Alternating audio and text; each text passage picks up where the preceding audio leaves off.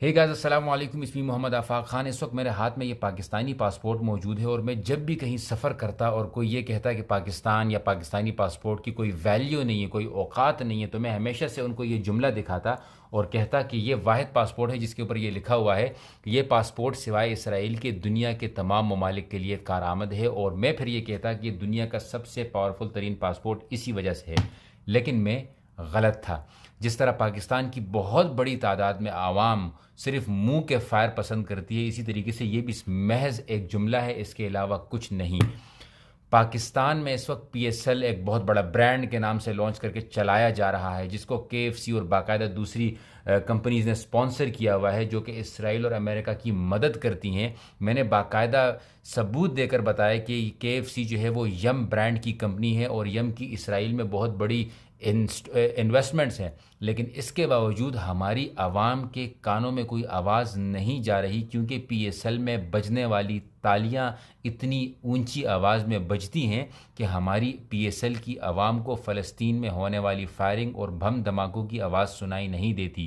بابر اعظم کے چھکوں پر اتنی چیخیں ماری جاتی ہیں کہ فلسطین کے بچوں کی چیخیں سنائی نہیں دیتی۔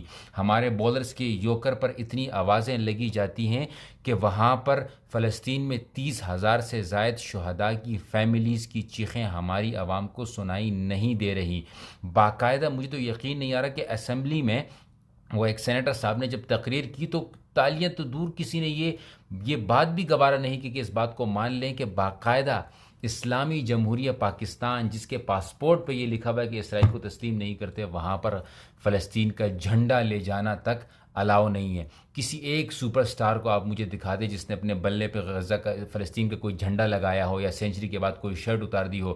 کفار جو انسانیت کا درد رکھتے ہیں وہ یہ چیزیں کر رہے ہیں، لیکن ہمارے ملک میں نہیں ہو رہا۔ اس کے بعد لوگ اپنی عقل استعمال کرتے ہیں۔ تقی عثمانی صاحب کی تقریر ان کو سنا دو، یہ کفار کی انسانیت ان کو دکھا دو، بڑے بڑے علماء کے فتوے ان کو بتا دو، اس کے باوجود ان کی ایمانی غیرت جاگتی نہیں ہے، اور یہ سمجھتے ہیں کہ ہر بندہ صرف اور صرف ان کی خوشیاں جو ہے وہ ختم کرنے کے لیے آیا ہوا ہے۔ بڑی معذرت کے ساتھ بڑے بڑے سوشل میڈیا تو چھوڑے، بڑے بڑے پولیٹیشنز جو کہ کیا بیانات دیتے ہیں، جن کو شیر کا بچہ کہا جاتا ہے، جن کو اسلام کا ہیرو کہا جاتا ہے، وہ شیر کے بچے کبھی اسٹیڈیم کے باہر مجھے دکھائی نہیں دیے کہ آؤ بھائی ہم ذرا اس میچ کو روکنے کی ذرا کوشش تو کریں۔ اس کی وجہ کیا ہے؟ مجھے کوئی پی ایس ایل سے دشمنی نہیں، میں خود کرکٹ فین ہوں، لیکن یہ کرکٹ یا کرکٹ کا میچ یا میرے جو فیوریٹ پلیئر، ان سب کو ایک سائڈ پر رکھ کر ذرا یہ سوچیں کہ ہم کیا کر رہے ہیں۔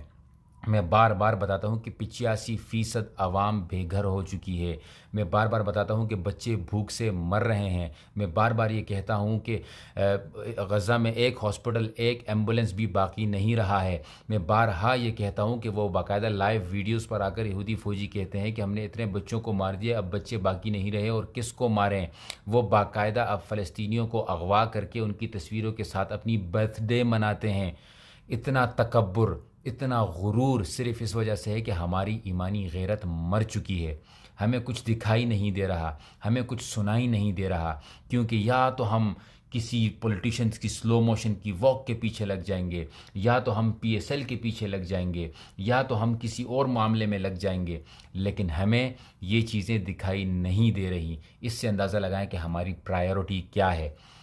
آپ سے گزارش ہے کہ جتنا ہو سکے کوشش کریں۔ میری یہ دعا ہے، میرا یہ خواب ہے کہ پی ایس ایل کا فائنل بائیکاٹ ہو جائے۔ کتنا سکون ملے گا مجھے، میرے دل کو، کہ پی ایس ایل کے فائنل کا بائیکاٹ ہو جائے۔ میرا یہ خواب ہے کہ کوئی ایک بڑا پلیئر پی ایس ایل سے پیچھے ہٹ کر بولے کہ میں نے نہیں کھیلنا، کیونکہ یہاں پر جو سپانسرز ہیں وہ ہمارے مسلمان بہن بھائیوں کے قتل میں شریک ہیں۔